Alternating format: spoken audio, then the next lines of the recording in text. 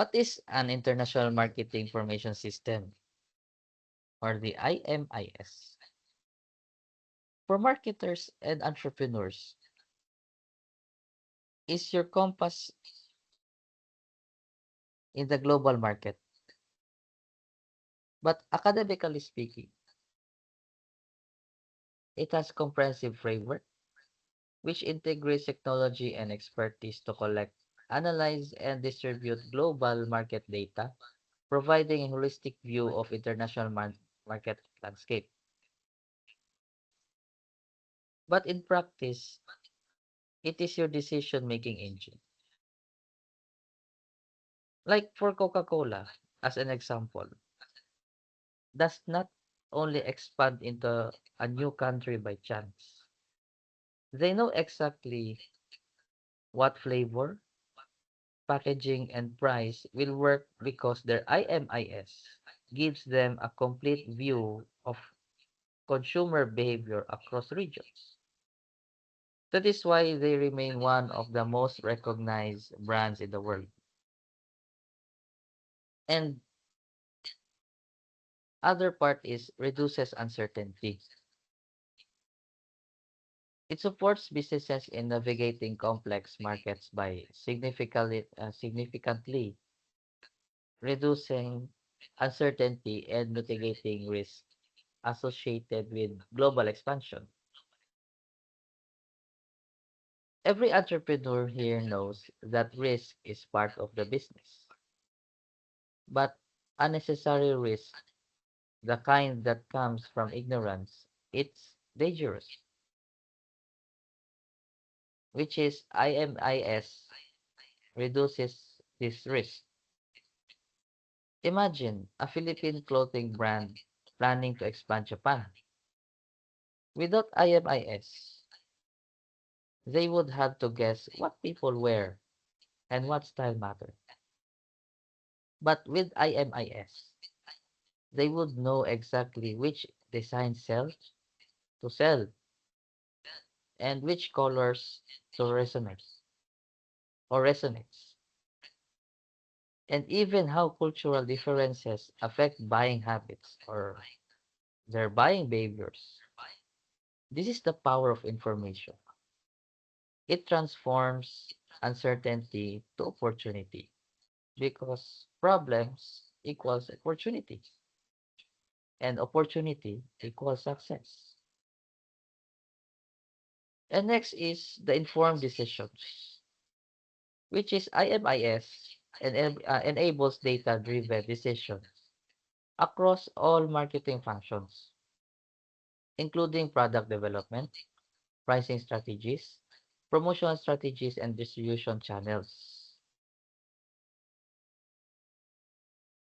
The difference between an average marketer and a great marketer is this. Every every average marketers rely on instinct, while great marketers rely on informed decisions. IMIS gives you data that you need to design products, set prices, and launch campaigns with confidence. So that's how the four P's works. The four P's of marketing, which it is the price, the product, the promotion, and the place. Like for example, the Apple company. Before releasing an iPhone, Apple studies global demand, competitor strategies, and cultural norms. When they launch, they are not just guessing. They are already know or knew about the market is ready. That is the entrepreneurial mindset, which is decisions guided by evidence, not only hope.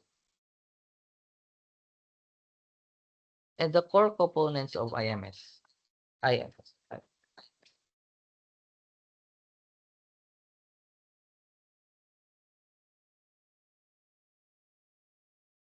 So International marketing information system has three essential parts. First is the internal data, your own sales records, customers' feedback, and performance reports. This tells you how your business is performing from within.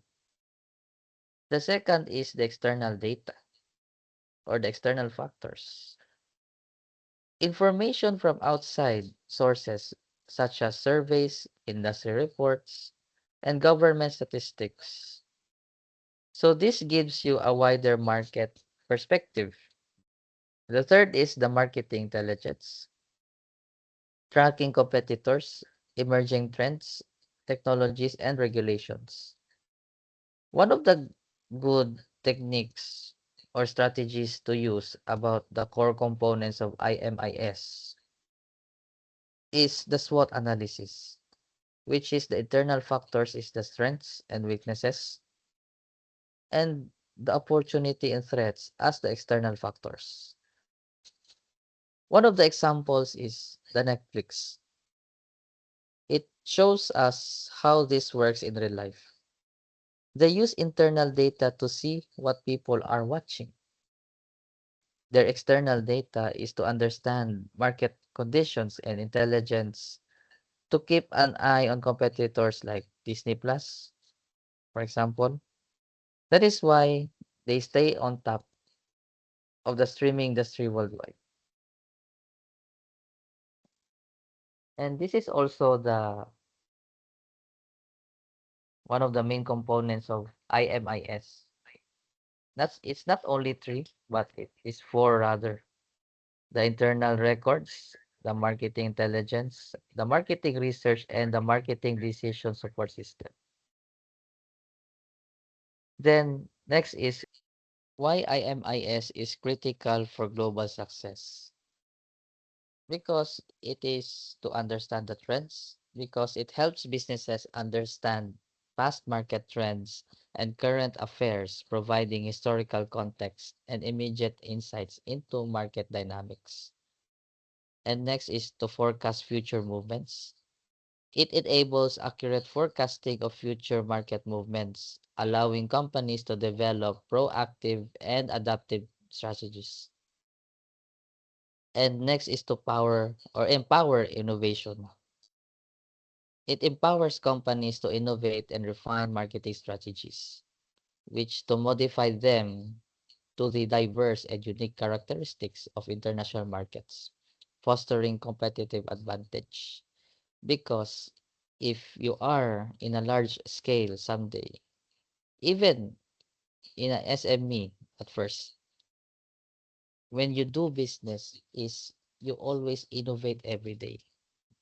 That's why you must empower your innovation and your creativity, not only just a marketer, but also an entrepreneur or a CEO someday. So Amazon is a clear example. They predict customer demand globally before it even happens. That is why their logistics are always prepared and their services always one step ahead.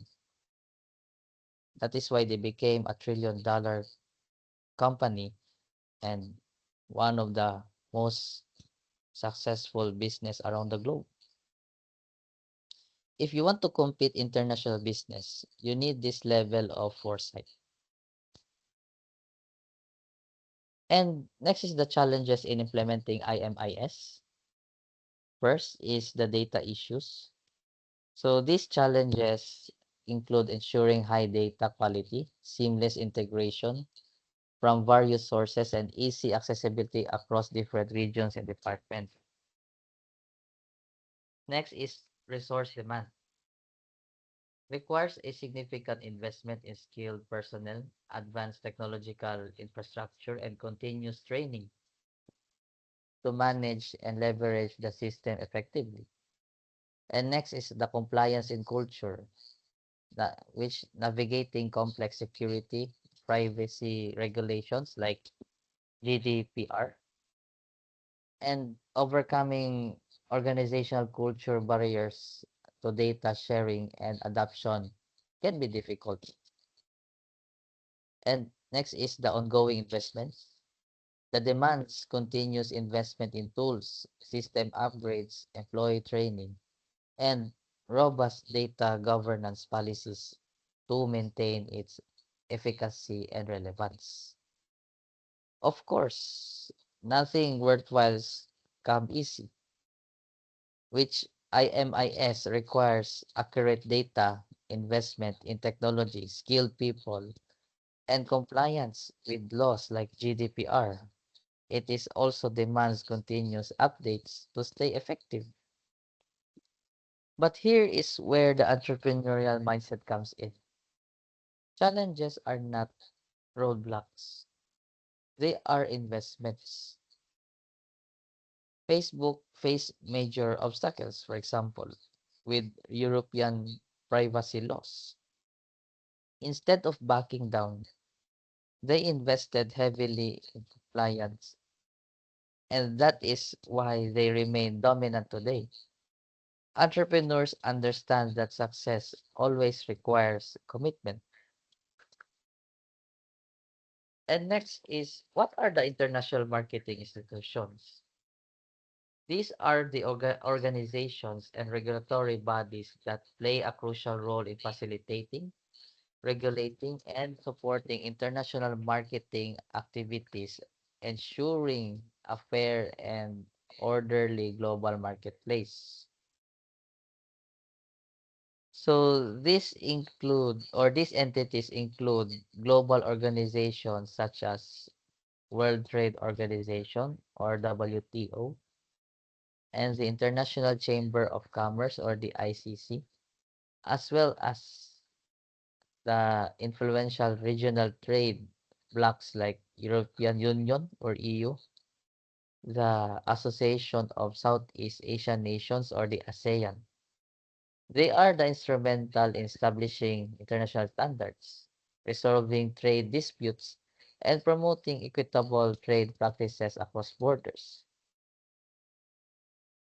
For marketers and entrepreneurs, these institutions are the referees or enablers of international business.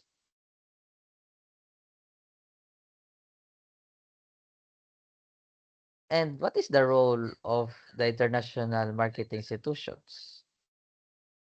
These institutions do three critical things. They create rules and frameworks that keep trade fair. They provide information and dispute resolution that reduce uncertainty, and they promote cooperation between countries, lowering barriers and creating new opportunities. For example, in the ASEAN, allows the Philippine businesses to trade more easily with neighboring countries. This means customers more rich and or more leads and more opportunities for growth. The entrepreneurs who pay attention to this will scale faster than those who don't. So next is how IMIS and international marketing institutions work together as two pillars. First is the market intelligence.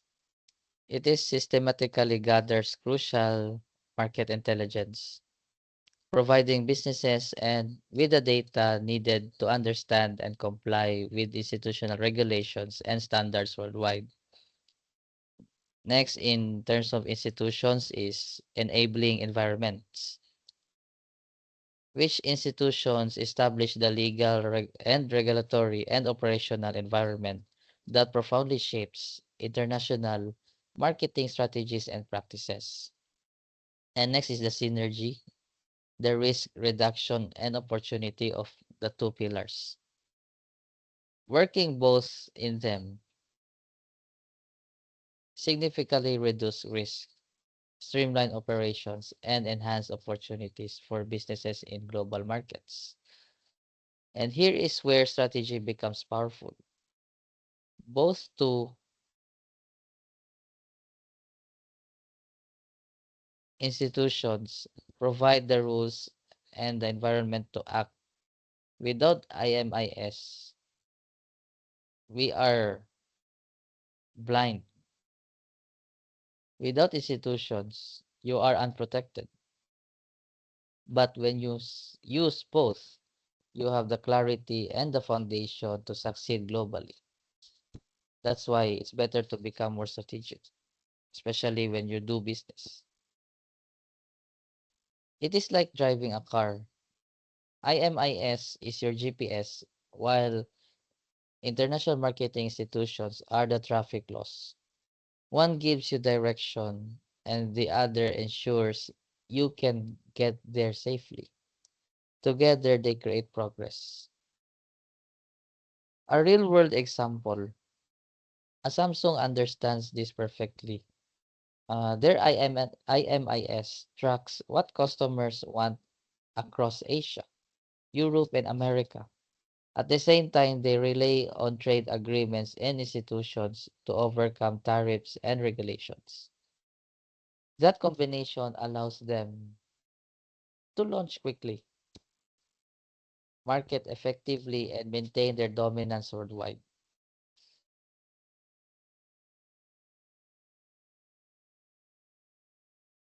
The next is the mastering of global markets. So, what can we take from this?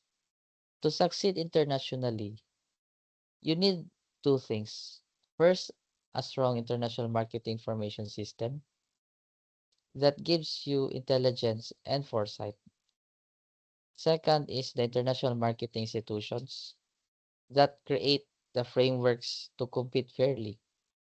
Together, they are not just tools, they are the foundation of global business.